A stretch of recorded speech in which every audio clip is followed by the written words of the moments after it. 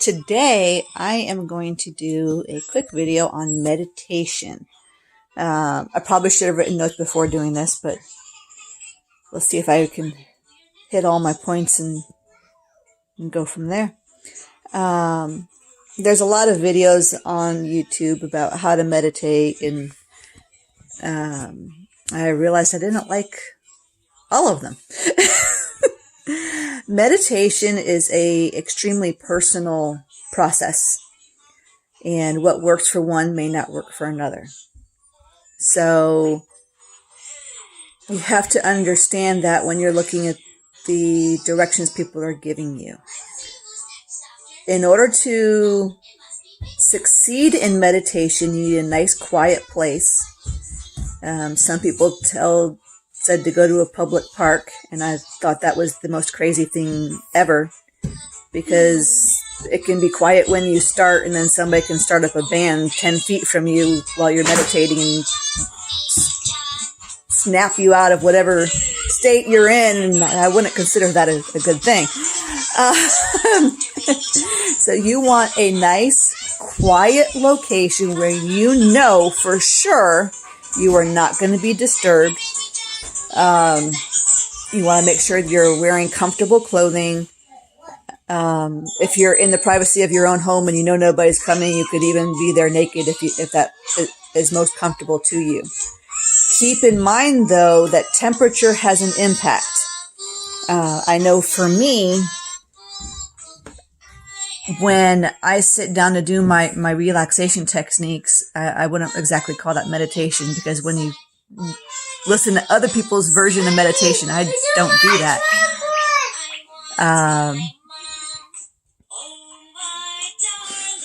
My daughter wants more chocolate.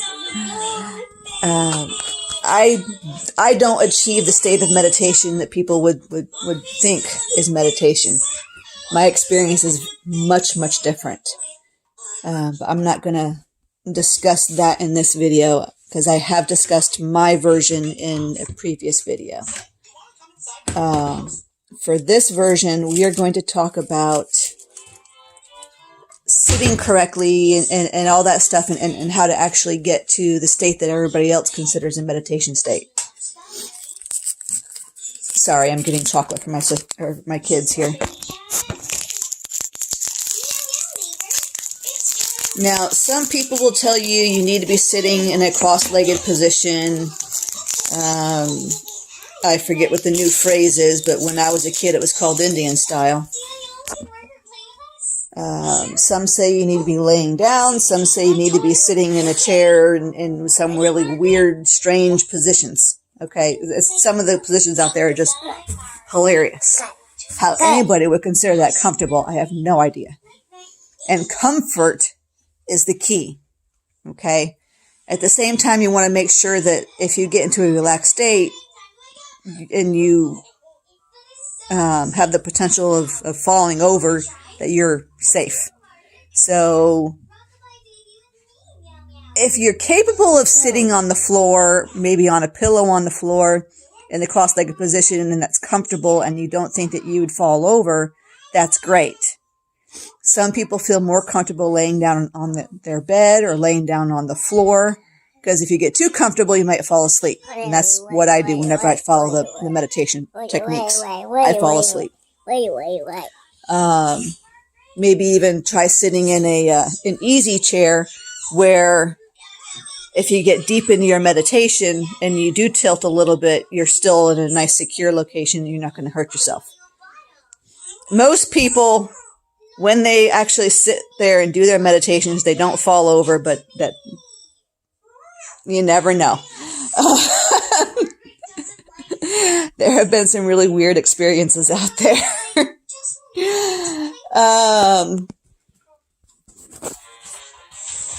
One of the biggest problems that everybody has, once you're sitting comfortably and you're nice and warm, I sit in a rocking chair with actually 2 blankets on me. There's one around my shoulders, and then I have a second one around my lap and my legs, because I just get so cold that The blankets help keep me comfortable during my process. Once you're sitting comfortably and you're dressed comfortably and you're not being affected by the temperatures, you need to start relaxing your mind and your body. Okay?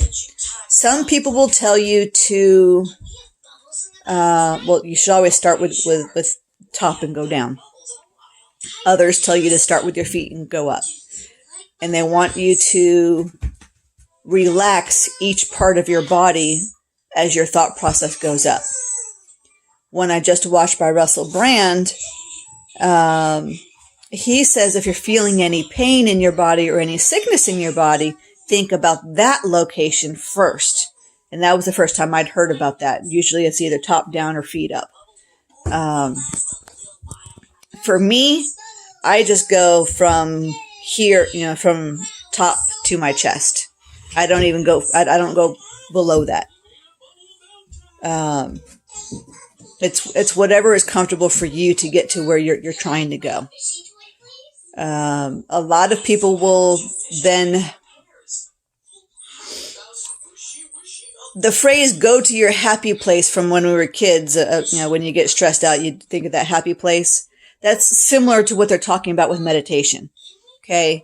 You are generally climbing a set of stairs in your mind as after you've relaxed, but you relax even further as you're climbing these stairs. And at the top of that stair is either your happy place, if you're trying to connect with your guides, your higher self, if you're trying to connect with God, an angel, it doesn't matter. Whatever you're trying to connect with is at the top of those stairs. Okay? So you breathe in slowly. You breathe out slowly. Nice, deep, slow breaths with each step on those stairs. Okay? And then once you reach the top, you're in that ultimate relaxation stage where you're able to interact with whatever is there. Enjoy that park that's your happy place, and have a deep conversation with God or with an angel or with whoever.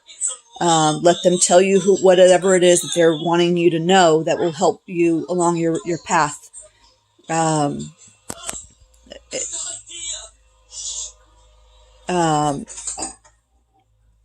If you're trying to connect with your guides and God and all that stuff, they will already have a message ready for you. Another thing that came up in a video I watched yesterday is some people already have questions in mind of what they want to ask their guides and God and whoever it is they're trying to connect with during their meditations. And they were getting frustrated because when they are finally in the presence of the person they're trying to connect with, they couldn't remember the questions. And that is generally the result of you not being ready for those answers yet. So when you do these with intention of making that connection and getting guidance, you need to understand that they are giving you the guidance that you're ready to receive. Okay? So just understand that. But if you're just doing this for the meditative health benefits, then just think of your happy place. Think of that beautiful park. Maybe think of a spot in the mountains that's so nice and relaxing and refreshing that when you get into that air, you're just at the peak of your performance and you just feel great. Those are the kind of places you want to focus on if you're meditating for health reasons and relaxation reasons and reducing your stress. For me, when I do mine, I connect with my higher self in Valhalla. And that's pretty cool. So if you haven't watched that video, it's on my YouTube and on my website. Most people aren't ready for that video yet, though, so I will state that. But if you're interested in meditation, just realize there's a lot of guidance out there, and not all of it is going to connect with you. If you don't connect with this video, which is highly possible. You can do searches for other videos that may connect better with you.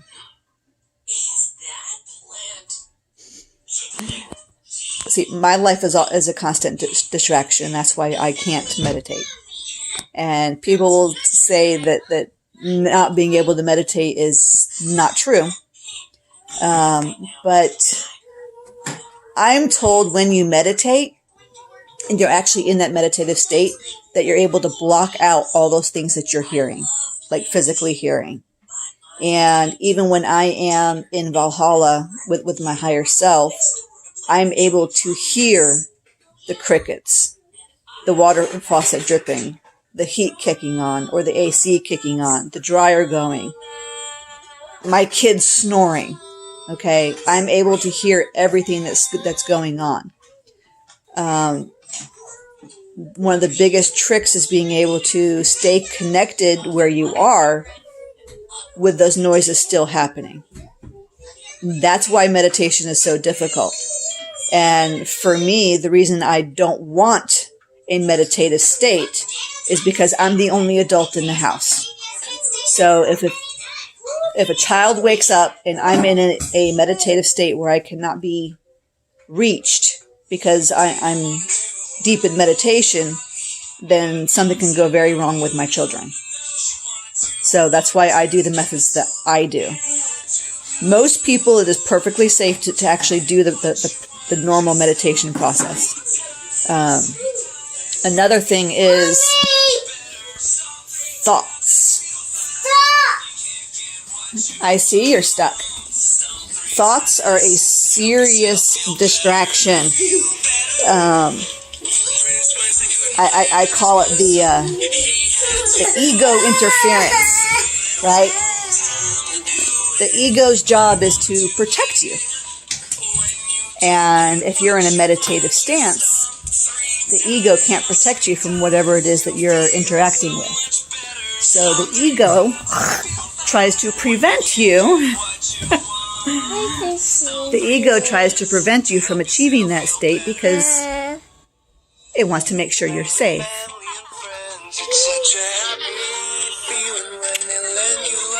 Okay? People deal with these thoughts in many ways. Bad lighting.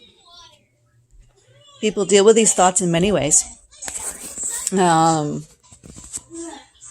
They can be very annoying, very frustrating. I have done many things to deal with the thoughts.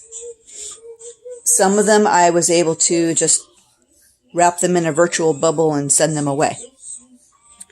Others, I have had to carry those thoughts through to the end. Okay, like say, I had a thought that somebody was hurting, and that has an emotional attachment. So you have to, in that case, I would have to say, okay, I'll fix the hurt and things such as that, and in order to make that go away.